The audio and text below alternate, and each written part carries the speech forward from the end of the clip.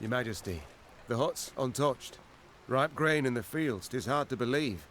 I feared we'd have another Edirn here, with the Blackclads setting fire to all. I feared nothing of the sort. Nilfgaard's not stupid. Lands it aims to hold it doesn't destroy. And Willem did bend the knee to the Emperor. Broadhead now loomed before Meve and her force. Once famous for its glowing forges and clanking manufactories, the city now stood silent. Why, you might ask? Because Mahakam. Decades past, it had opened its gates to human merchants and dwarven arms, exquisitely crafted and not nearly as dear as those made by man.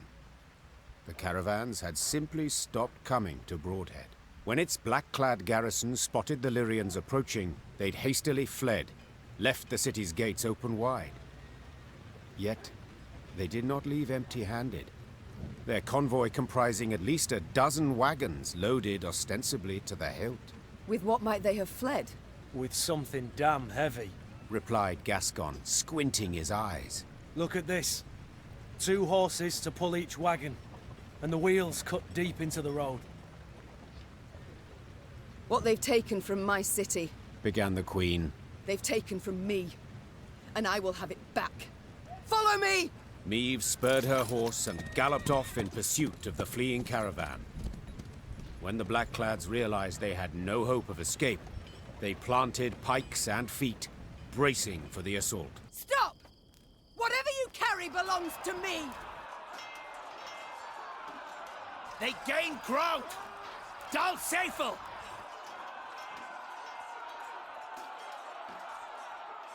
Enough! I refuse to die for these scraps! Meve personally, and none too gently, shackled the Nilfgaardian commander, a young nobleman with a precisely trimmed moustache. Like many noble Imperials, he spoke fluent Common.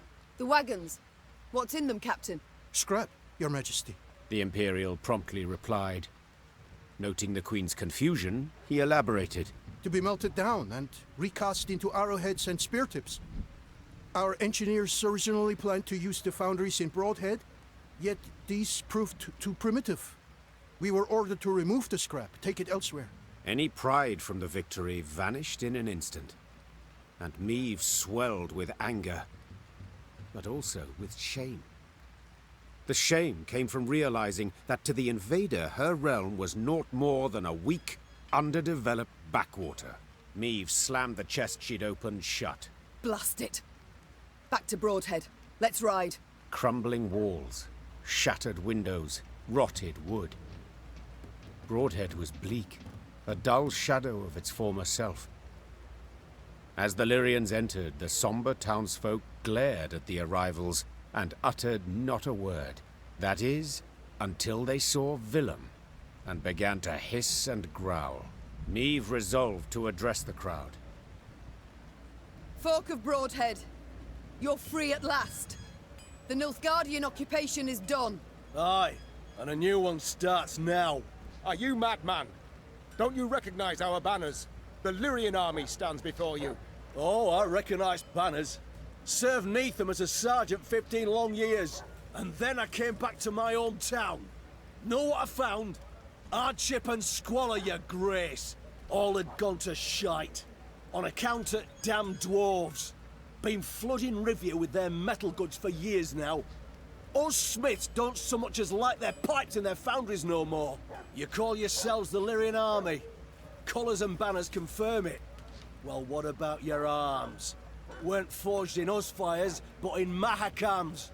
By us worst foes. Hell, I even see some at knobheads in your ranks. And right behind, Prince Willem, who bent a knee to Blackclads not long past. So what freedom's it you're giving us, your grace? Freedom to beg in common, not in Nilfgaard's mongrel tongue. Beg? What are you on about, man? There's no levy on goods from Mahakam. But without it, us workshops don't stand a chance. And ye, your grace, you wear their armour, bear their arms, and bring bearded bastards to our doorstep. The dwarves are faithful allies. They help us because... 'Cause they've got something to gain. Simple as that! Enough. Silence. Consider yourself lucky you've a merciful queen. I'd have had your head off by now. Move along. Before Meave could leave the market square, Barnabas politely interjected. Frankly speaking, there's a bit of truth to what the man says. I'm perfectly aware of that.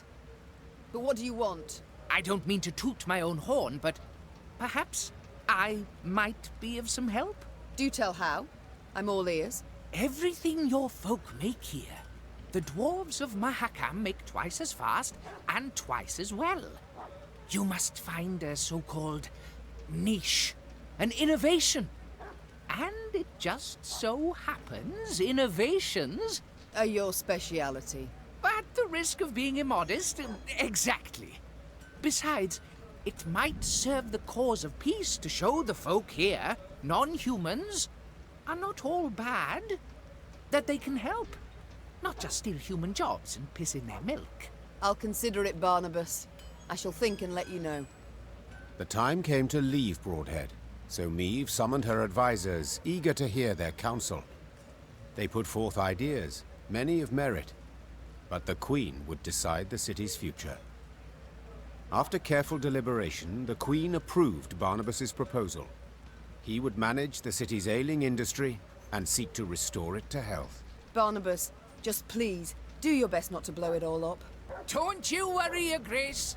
The only boom in this town's future is that of the economic sort. At first, the Rivian townsfolk were skeptical of the Queen's decision, but Barnabas's schemes bore immediate fruit. Soon, the foundries and manufactories were bustling with life. Before long, Meave herself received new goods produced there. Now, I'm no ally of gnomes or any freaks, but this Barnabas bloke is not a bad apple. When Meave saw Reynard's usually stoic visage rent by a half-moon grin, she knew he brought particularly good news. Your Grace, our toil has borne fruit. The liberated towns of Rivia have hired an outfit of mercenaries conveyed to your command, along with wishes for a speedy victory. Meave cast an eye over the long column of hired soldiers, taking in their top-notch arms and battle-hardened faces. Her gaze lingered longer on their banners, surprised to see some bearing the Caldwell crest, suggesting Dragomir had proven worthy of the trust she had extended him. With support like this to bolster our ranks, our way grows easier, said the Queen with a smile. Send the townsmen a letter. Say their queen thanks them for their devotion to the realm, and when the time comes, she shall reward them fittingly.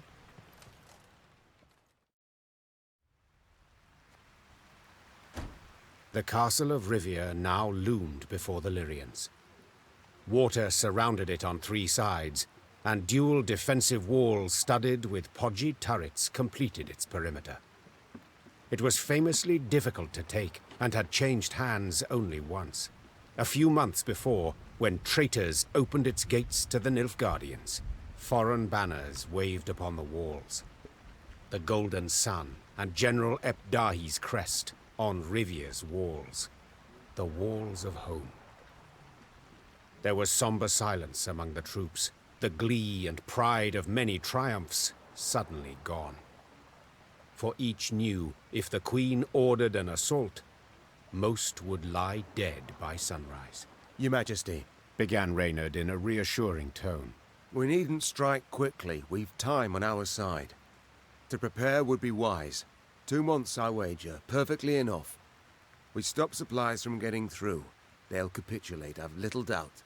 Or at worst, be too weak to defend the fortress. Reynard's reasoning was sound. There was no need for urgency. Meave had the upper hand for the first time in this war. These invaders have grown fond of Rivia Castle, Said Meave. so let them stay and rot. Reynard, erect road barricades and guard posts between city and citadel. Gascon, seize all boats, barges, anything that floats. Stop anything from entering from the lake. Move! Soon Rivia Castle stood isolated from the world outside its walls. All roads leading to it were blocked, impassable. Fishing boats, a cordon, embraced the fortress on Loch Escalot. The lanterns on their bows glowed like fireflies in summer. Then, an emissary from the castle brought a message for the Queen. General Dahy wished to meet, face to face, and half the way between the citadel and the Lyrian camp. Well, well, some general. Smirked Gascon. We've barely snapped the trap shut, yet he's already shaking in his knickers. Be on your guard, Mother. Said Willem. Dahy I know better than anyone here. The man always has a trick up his sleeve. We've a few of our own. Sleeves and tricks. But I thank you for the warning and concern. Niamh proceeded to the meeting point without delay. A lone rider soon appeared on the horizon. He came adorned in rich black robes, their golden trim shimmering in stray sunbeams. She'd seen him before. In Edirn, through the megascope. You came as I requested. Good. Very good. I couldn't possibly refuse such a courteous invitation, especially as compared to your previous missive. The art of diplomacy, you've improved your grasp. Your realm fell quickly. I expended little strength in seizing it. This left me much time to study. But please, we must set aside this bitterness. I'd like to formally welcome you to Rivia, dear Queen. I see you've readily adopted the role of gracious host in my home. In point of fact, I've grown fond of the castle. Fortifications impressive, atypical of the north. Not so your brave soldiers, whom we shall pick off like ducks. I pity them, in fact. Dry your eyes, General. Rest easy. I've no plans for a quick assault. I shall first wait to hear the rumbling in your bellies. Remarkable. You truly believe you can win this war? I've not been in the north long, but have discovered something all the same. You don't grasp complex ideas. You know Nilfgaard is large, but your minds don't fathom its enormity. You see, for every army you defeat, another will come to take its place. One larger and better equipped than the one before. Even now, as we so pleasantly chat, Army Group East is en route to lift your siege, due to arrive tomorrow. And do you know what will happen when they do? They will crush you against your own castle's walls, like the maddening flea you are. A charming analogy, but get to the point. Why'd you ask for this meeting? For this very reason. I wish to see you with my own eyes. They did not see enough in Edirn? Are you such an admirer of feminine beauty? You flatter yourself. No, in you, I see an animal. Game. Prey. And as the hunt's due to start soon, I needed a more detailed image of the beast I'll be looking for. You? On a hunt? Those delicate hands have never held spear or bow. Now sharper than a letter opener, I wager. Tomorrow you will not be on a hunt. Tomorrow you will be at war. You best pray to all your gods you don't find me. Without awaiting a response from General Dahy, Niamh pivoted and turned toward camp. Her pace was quick, despite a heavy heart. Niamh's closest advisors already awaited her in the command tent. In a few brief words, the Queen gave a report of the meeting, only with great effort masking the quavering in her voice. An army, an immense one, approaches from the west. If we meet in open battle, we stand not a chance. Damn it! Why did no one warn me? Our scouts were discovered, captured. It must be that. Yes, it didn't seem right. Our way so clear, so untroubled. We must flee? Not at all heroic, I admit, but sure as hell better than being trampled into the dirt. Easily said, but for a problem. Our force is chiefly infantry. The army that draws near includes cavalry, several regiments. We cannot hope to escape them. We cannot hope to hide. What do you advise? We've two options. Capitulate, Out of the question. or take the castle. Tonight. Suppose for a moment it's possible. Tell me how and at what cost. Are we to scale a mountain of comrades' corpses to reach the top of the wall? I know we're at war and many die. But to command our troops to take that citadel is to condemn them to certain death. Rivia's walls are unassailable, I fully agree. But there's more than one way to take any fort, and this fort too. I think I like where this is going. I know this citadel like no one else. I know its one potential weakness. The boat landing. Wait. That narrowest of piers between the two turrets? The one where the fishermen would land? The same. As I'm sure you recall, Your Grace, at that narrow pier's end stands a narrow door leading straight into the fortress. A small detachment could approach unnoticed, overwhelm any sentries, and get inside. What then? They would need to pass through the fort to the winch in the guardhouse, open the gate for the rest of the force. That is suicide. Perhaps, but as options go, we have it alone. And I'm to choose to send folk there? Most certainly to die.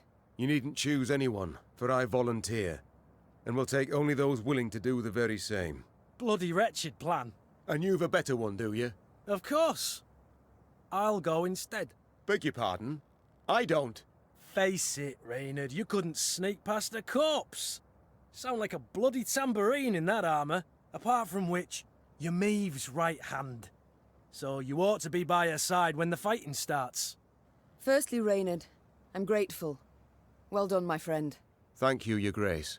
But truth be told, I did indeed hear you walking to the tent from the other side of camp. And yes, you know Rivia Castle better than anyone else. But the assault must transpire silently.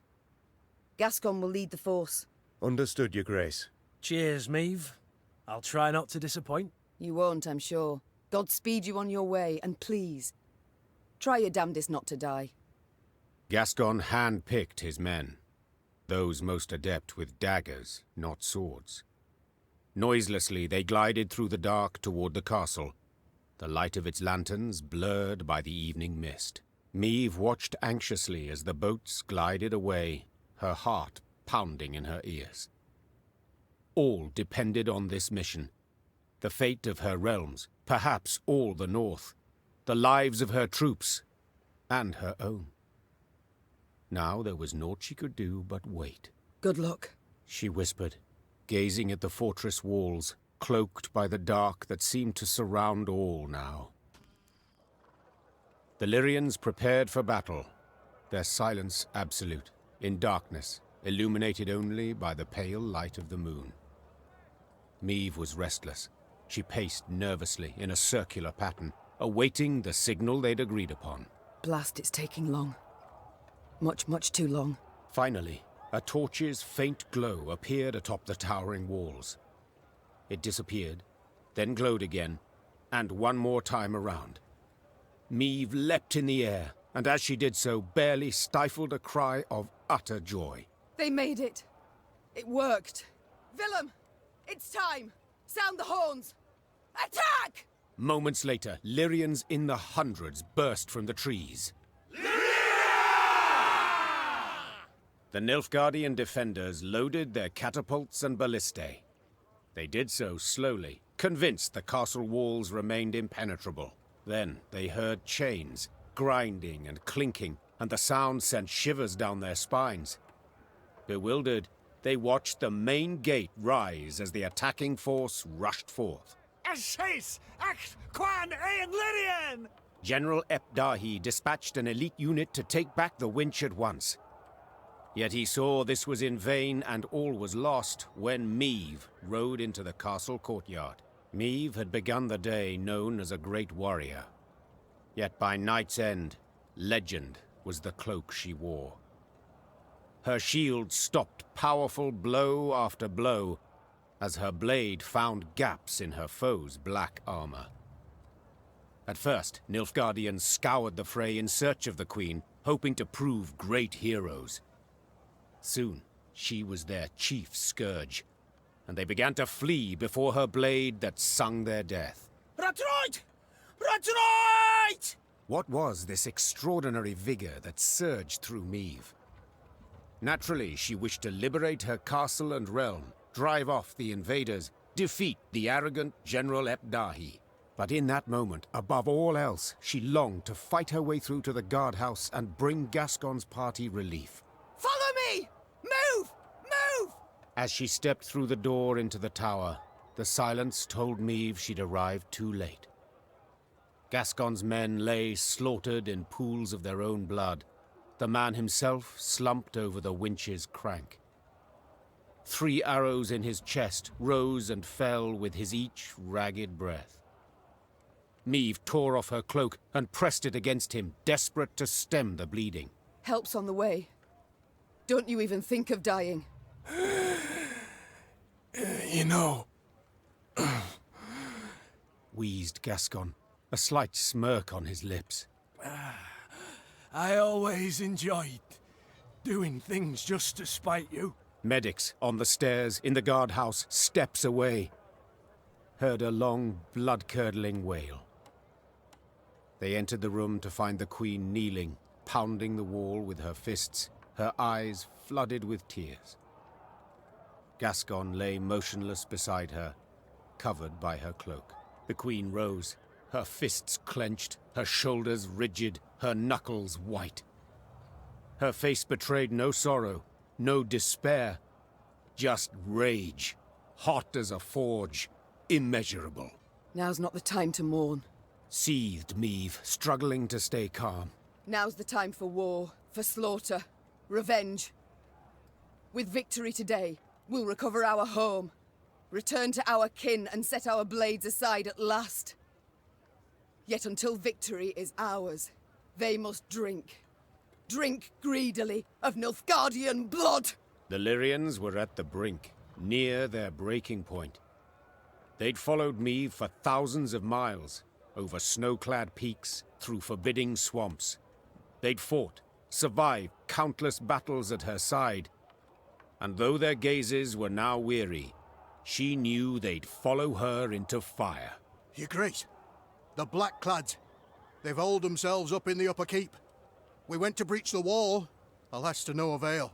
Meve nodded, twirled her sword, then leapt upon a mount.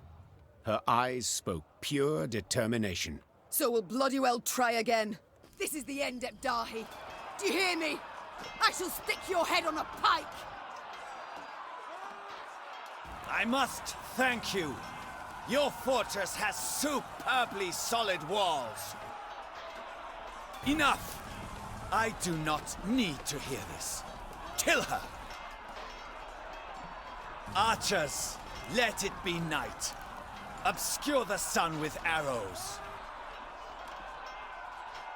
Where is he? Tell me where! Nilfgaard had the upper hand, yet the black-clad spirits had suffered. They now made more use of shields than of swords. When Meve finally broke through their line, they raised their arms in surrender. Rivia Castle had fallen. It was hers once more. Trocker! Nein to wien! Meve showed her prisoners of war mercy, knowing full well they'd only followed orders. Death would be the fate of only Ardal ep Dahy, the one Nilfgaardian who'd issued those commands. Alas, the general had disappeared. A prisoner revealed ep Dahy had fled as soon as the Lyrians had surged towards the upper keep. He had glided down to the lower castle in a wicker basket for transporting food. Curled up beneath potato skins and other scraps, he'd scurried away not unlike a common maggot. Meve cursed her luck and leaned back against a merlin. Dawn was yet a few hours off, but the horizon had already begun to glow blood red. The Nilfgaardian reserves now drew near, too late to prevent the castle's fall. I'll get him, muttered the Queen, more to herself than anyone else. I swear on all that's sacred I'll catch the bastard. But now we've a pressing matter to see to. Preparing the defense. That night the war turned, with the battle for Rivia Castle as its fulcrum. Meve's great victory, not only retaking the stronghold in a single evening, but also fending off a further invading army, proved the Nilfgaardian Colossus had feet of clay.